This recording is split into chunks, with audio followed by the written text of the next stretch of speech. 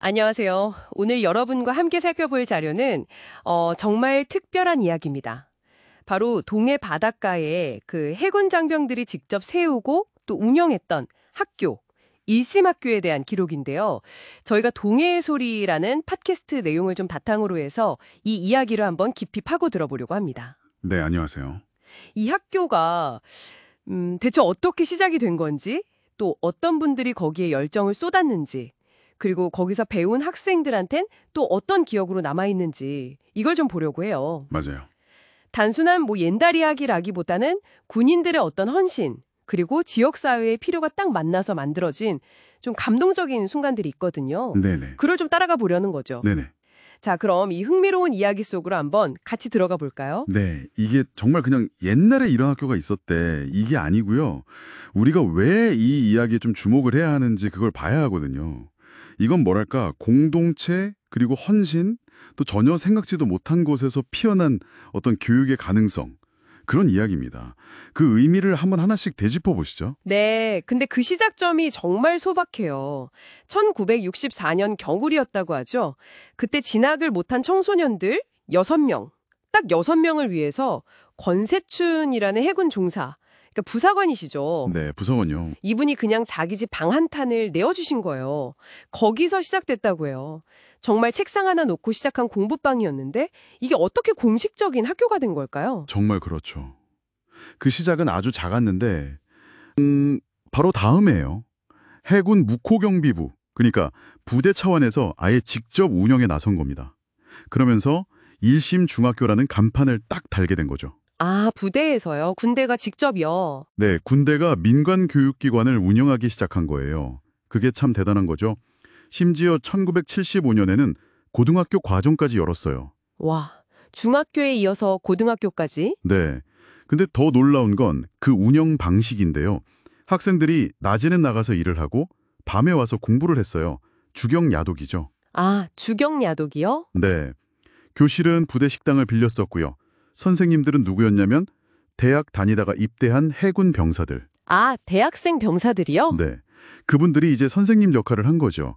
그리고 교감 선생님은 군종 목사님, 그러니까 군대 목사님이셨고 교장 선생님은 당시 해군 제독이 직접 맡으셨다고 합니다. 이야, 교감이 군목이고 교장이 제독이라니 정말 세상에 이런 학교가 또 있었을까 싶네요. 그러니까요.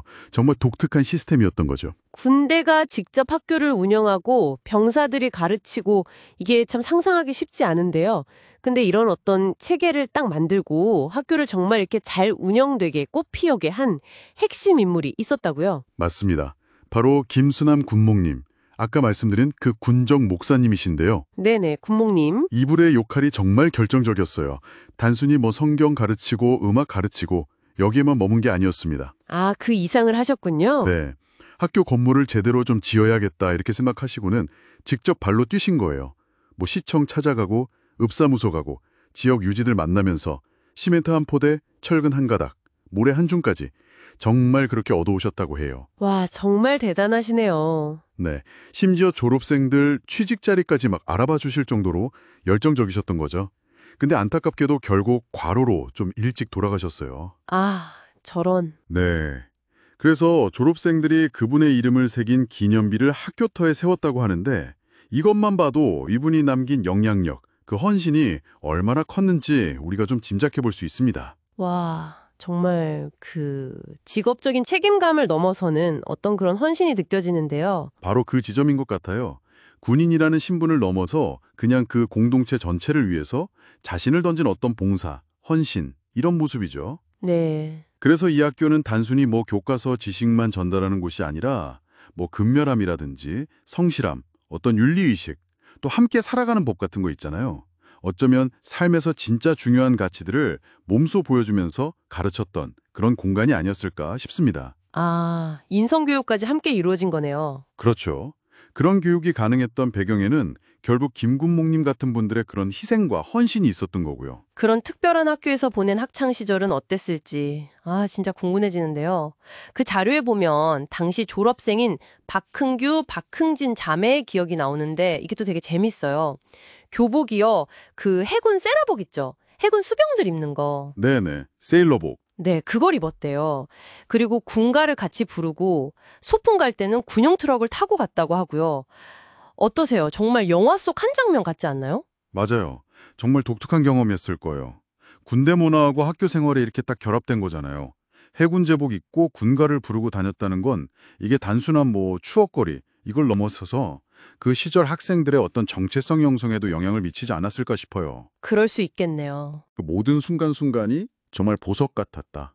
소중했다. 이걸 깨달았다는 거죠. 그래서 인생을 가르쳐줬다. 이런 표현을 쓰시더라고요.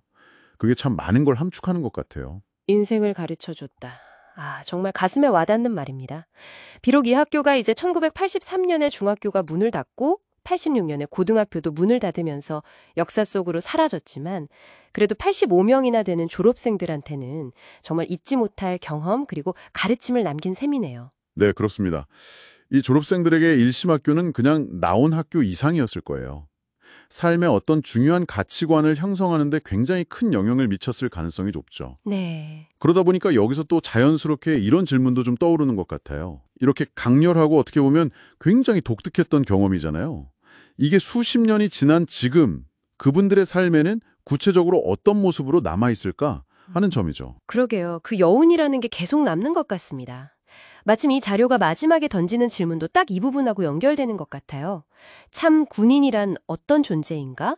이런 질문을 던지거든요. 네, 그 질문이 나오죠. 그러면서 우리가 앞서 이야기 나눴던 권세춘 중사님 그리고 김수남 군목님을 딱 예로 들어요. 그리고 국민을 위해 책을 열어준 군인, 미래를 위해 땀을 흘린 군인 이렇게 정의를 하더라고요. 네, 그 자료가 제시하는 참 군인의 정의가 상당히 흥미롭습니다. 우리가 보통 군인 하면 떠오르는 뭐 국방, 전투 이런 전통적인 역할이 있잖아요. 네, 그렇죠. 그것뿐만 아니라 지역사회에 이렇게 기여하고 또 미래 세대를 위한 교육에 헌신하는 모습까지 포함하고 있다는 거죠. 상당히 넓은 의미로 해석하고 있는 것 같아요. 아, 그렇네요. 물론 저희는 이 자료에 담긴 이런 시각을 그냥 있는 그대로 전달해 드리는 겁니다. 이 정의가 뭐 유일하다거나 절대적이다 이렇게 말씀드리는 건 아니고요. 다양한 관점이 있을 수 있겠죠. 네, 맞습니다. 저희는 그 관점을 전달하는 역할이니까요. 오늘 저희는 동해의 작은 학교였던 1심 학교 이야기를 통해서 군인들의 어떤 헌신과 또 지역사회의 필요가 만나서 만들어낸 참 가슴 뭉클한 역사를 되짚어 봤습니다. 네. 권세춘 중선님의 그 소박했던 시작부터 김순환 국목님의 정말 뜨거운 열정, 또 해군 세라복 입고 군가 불렀던 학생들의 그 잊지 못할 추억까지 그 안에 담긴 어떤 깊은 울림 같은 걸 좀 느낄 수 있었던 것 같아요. 네, 이 이야기가 우리한테 여러 가지를 좀 생각하게 만드는 것 같아요.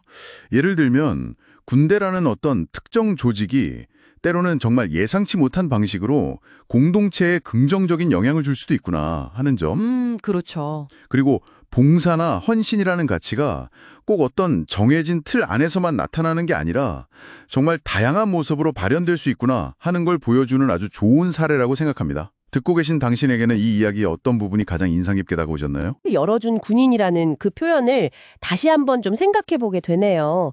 오늘날 우리 사회는 어떨까요?